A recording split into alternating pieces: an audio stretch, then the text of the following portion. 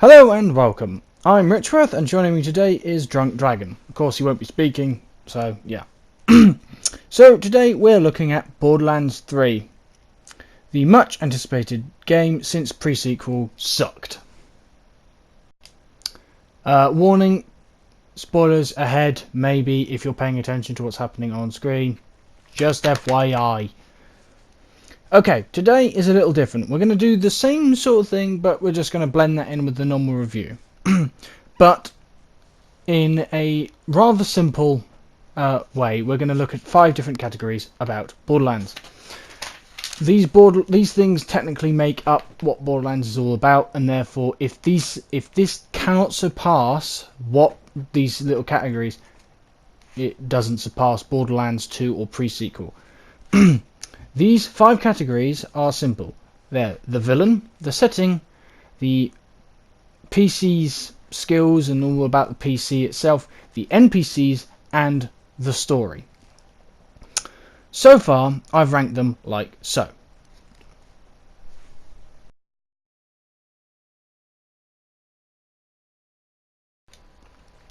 Please note that TOB means Tales of Borderlands, and that, to be honest, I don't have a problem with Borderlands 1, I just think it's a bit of a beta, okay? So, if BL3 can edge out any of these, mainly BL2 is what we're looking at, it will be better than BL2. Borderlands 2, for those who don't really understand.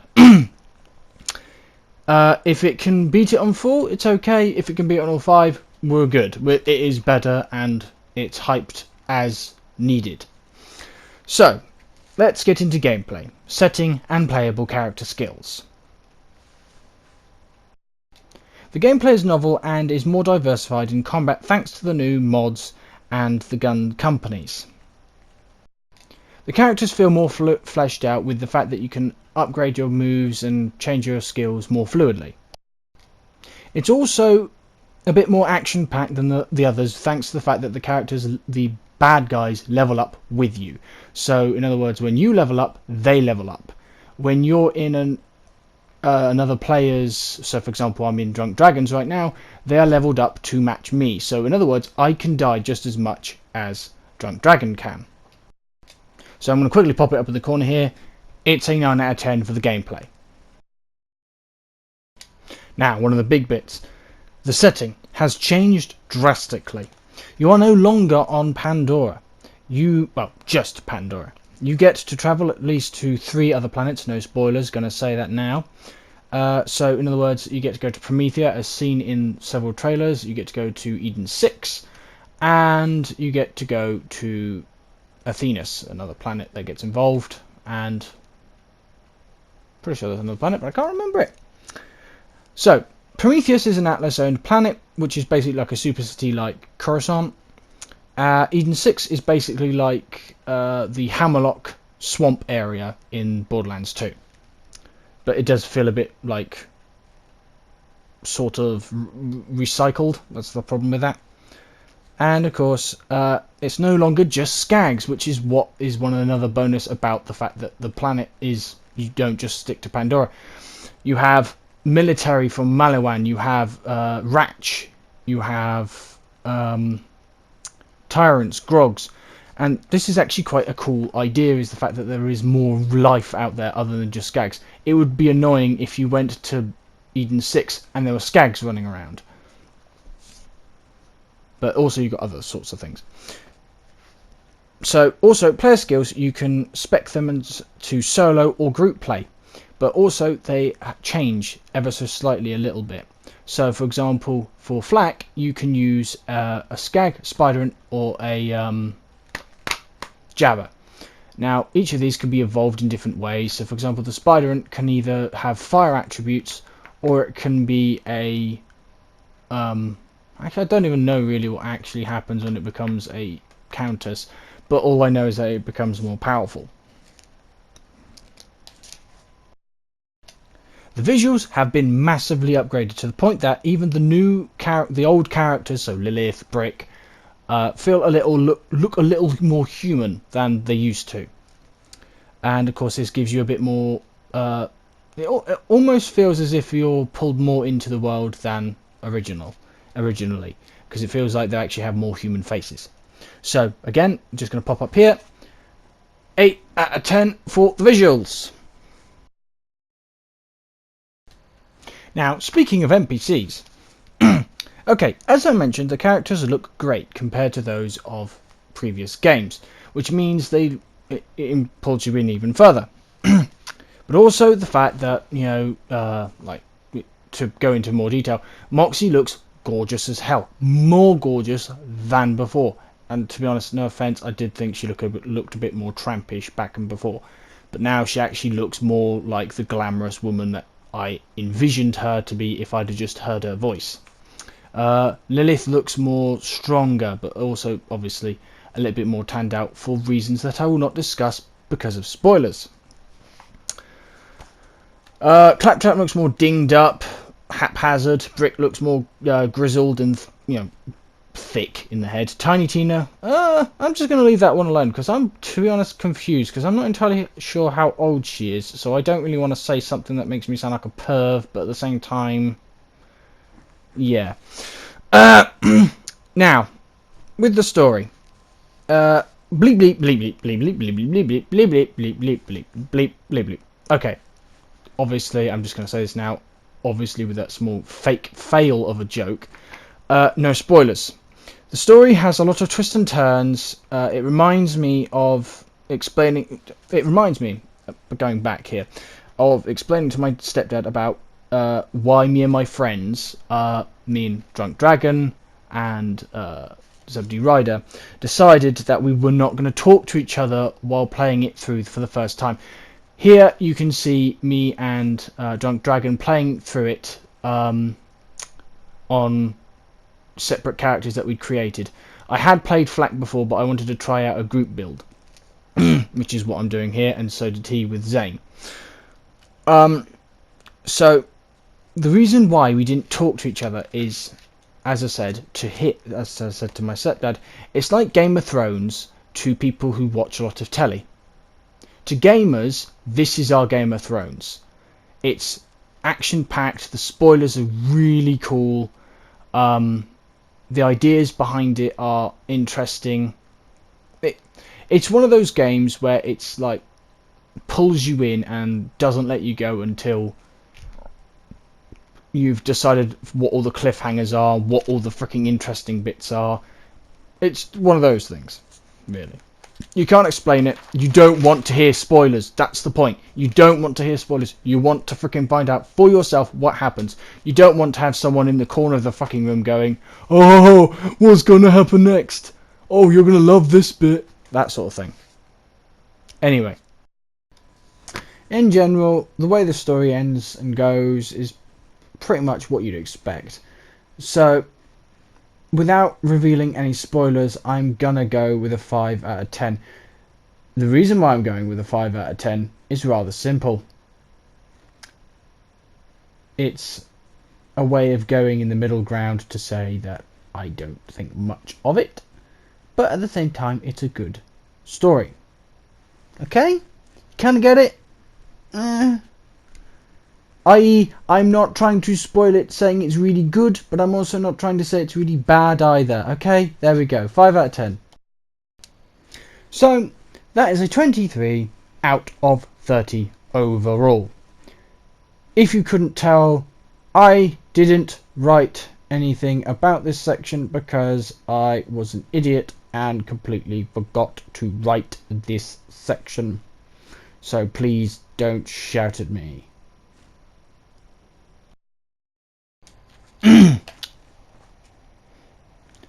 Finally, we get to the villain. Okay, HJ versus the Calypsos. This is the initial question. Handsome Jack versus the Calypsos. How do they fare? To be honest, is the main question everyone's asking. So, you loved to hate Handsome Jack, did you not? Now, I know why you hate him. He does an awful lot of stuff to piss you off throughout the whole game of Borderlands 2. I'm not going to dwell on this too long, but basically as a general list of what he tries to do is he tries to annihilate all of the Crimson Raiders, all the good guys on Pandora, despite the fact that they have actually done nothing wrong. All they've done is try to protect the moral compass that they all stand by. The good guy side, basically. He tortures Angel for millennia, pushing her to kill herself to make sure that the good guys win. Kills Roland, kills Bloodwing, taunts Mordecai about that, gets you to kill Bloodwing technically, putting hope that you can save Bloodwing. Bloodwing, by the way, for those who don't know, is the bird that Mordecai used to use before he got Talon. Because Bloodwing died because Handsome Jack killed her. Him, her, whatever it is. What else did you do? Killed Helena Pierce. Taunts you at the beginning of the game by eating a pretzel while asking you how your day's been after he just tried to blow you up. Buys a diamond pony called Butt Stallion, which is still referenced to in this game, and calls it Butt Stallion in your name to basically take the piss out of you. Also, he also actually hires you to kill yourself, kills his grandma and gets you to clean up the mercenaries who killed her to make sure he could save a few bucks. Just saying.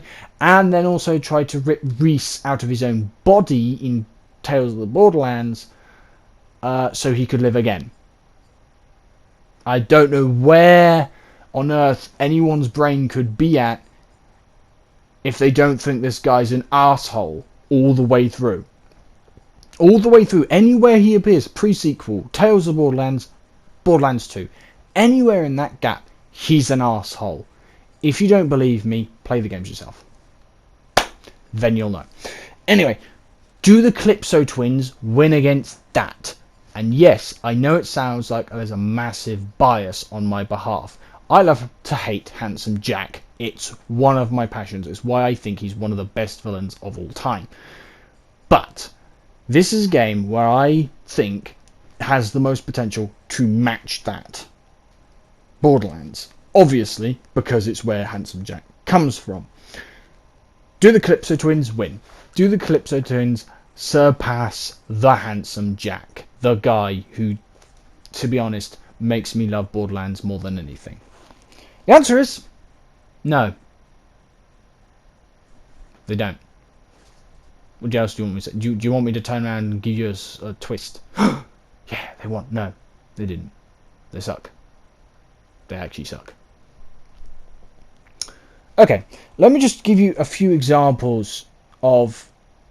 not really examples, because that's spoilers. Problem is Tyreen is a complete bitch all the way through.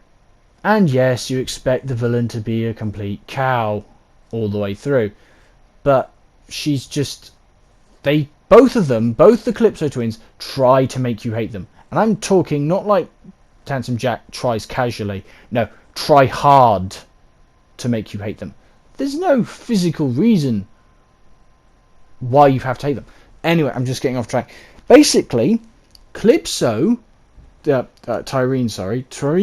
Calypso, basically, all the way through is a complete bitch to everyone. Not just you. Her brother. The person who supports her all the way through. I'm talking like he fucking films her videos for her. You know, he's the guy behind the camera. He helps her achieve what she's after by basically unlocking everything for her. Basically, I feel sorry for him. I actually feel sorry for Troy Calypso. And he does an awful lot of nasty stuff. But I still feel sorry for him because he's kicked the shit out of by Tyreen. Anyway, point is, I get mixed signals from them because of that. I think, do you know what? I think I should support... I think there's a decision at the end where I get to choose who lives, whether it's Troy or Tyreen. Which one I like better to survive and be the end boss. No, that doesn't happen. It's set in a way. I really think that should have been a thing. There should have been a choice between the two. You either choose Troy to die first or Tyreen. Which one do you want to kill first? Which one do you want to face at the end? Both bosses are very different at the end and blah blah blah. But she's a total bitch and I hate her and she's annoying.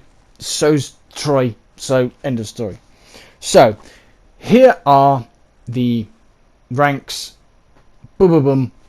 That's the setting, the PCs, the NPCs, the story, and the villain. So, It's a good old 23? Yeah, 23. I'm pretty sure it's a 23 out of 30. But I'm sorry to say it's a 4 out of 5 of the little ranks that I came out with at the beginning. Reason why is that the villain, they got pipped at the post.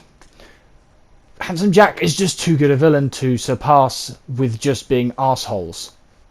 You have to come up with something to fucking piss you off. I'm sorry to say this, but Aurelia Hammerlock in the game and the villain, the head honcho of Maliwan, are much better villains. Just saying. And they're fucking side villains in this. I'm sure if anyone is going to play this, you know Aurelia Hammerlock and someone in Maliwan is going to be a boss. Because guess what? Maliwan are fucking enemies, and so's Aurelia because she's a bad guy. Anyway, so there you have it. Lots of features are better, but not all. However, it needs a better villain to frickin' rock it through. Have a better motif even. I mean, I don't want another corporate boss. Fair enough. That's completely understandable because it is boring going against the corporate guys again. But come up with something. Change the way they work. Yeah, fine. They're fucking Twitch streamers, technically. Come up with something other than that. The decision I just came up with would have been a freaking better conclusion. But either way, I do love this game. It's a good game. It's fun. It's enjoyable, but it doesn't have a good replayability, and the bosses are a bit boring. Well, no, not the bosses. The main bosses are a bit boring because it's just the same shit over and over and over again. So there we go. That's it. That is Borderlands 3. Thank you for watching. See you in 2 weeks' time for Red Dead 2. Yeah, I know we're taking a way big trip back in time, but no new games have come out this month that I'm enjoying. Actually, no, they have come out this month that I'm enjoying, but I'm still trying to work out what kind of things to write about it and say what shit is wrong with it. Anyway, thank you for watching. Bye-bye.